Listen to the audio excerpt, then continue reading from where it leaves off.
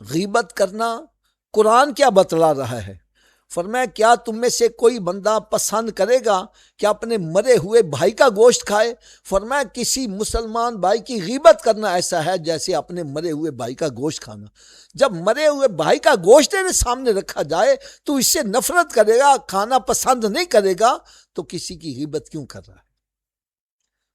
سرکار دو عالم نور مجسم صلی اللہ تعالی علیہ وسلم جب کوئی قافلہ روانہ کرتے تھے تو ایک سرکار صلی اللہ علیہ وسلم کی کوئی ترکیب ایسی ہوتی تھی کہ دو امیر صحابہ کرام کے ساتھ ایک غریب کو اٹیچ کر دیتے تھے کہ یہ ان کی خدمت بھی کرتا جائے گا اور اس کا کھانے پینے کا سلسلہ بھی وہ سارے چلاتے رہیں گے۔ تو حضرت سلمان فارسی رضی اللہ تعالیٰ عنہ ان کو دو امیر صحابہ کرام کے ساتھ اٹیچ کر دیا کہ بھئی تم جاؤ ان کے ساتھ سفر کرو، اور سرکار صلی اللہ علیہ وسلم بھی اسی قافلے میں جلوہ افروز ہیں۔ اتفاق سے حضرت سلمان فارسی رضی اللہ تعالیٰ عنہ کو نیند آ گئی اور وہ سوئے رہ گئے اور اپنے ساتھیوں کے لیے کھانا نہ پکا سکے۔ تو جب بیدار ہوئے تو ان ساتھیوں نے کہا یار کھانا لاؤ۔ وہ کہنے لگے یار میں تو سویا رہ گیا تھا، کھانا نہیں پکا سکا۔ کہنے لگے پھر ایسے کرو سرکار صلی اللہ علیہ وسلم کی بارگاہ میں چلے جاؤ اور جو ان کا غلام ہے ان کے ساتھ مشورہ کرو کہ اگر ان کے پاس کوئی کھانا ہے تو وہ لے کے آ جاؤ۔ حضرت سلمان فارسی رضی اللہ تعالیٰ عنہ جب حاضر ہوئے تو انہوں نے بتایا بھائی کھانا تو اب یہاں بھی ختم ہو چکا ہوا ہے۔ تو انہوں نے جا کے وہاں بتلا دیا کہ بھئی وہ کھانا تو ختم ہو گیا ہے۔ انہوں نے آگے سے اتنا کہہ دیا کہ اس نے بخل کیا ہے، اس نے کنجوسی کی ہے، مال ہے لیکن دیا نہیں ہے۔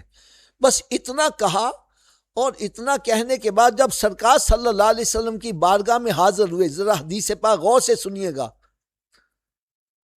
جب سرکار صلی اللہ علیہ وسلم کی بارگاہ میں حاضر ہوئے سرکار صلی اللہ علیہ وسلم نے ارشاد فرمایا تمہارے منہ سے گوشت کی بو آ رہی ہے۔ عرض کرنے کا یا ہم نے کھایا کچھ نہیں ہے، گوشت کی بو کیسے آئے گی؟ فرمایا کہ تو نے اپنے بھائی کی غیبت کی ہے، تو غیبت کرنے والا ایسا ہے جیسے اپنے مرے ہوئے بھائی کا گوشت کھانے والا ہے۔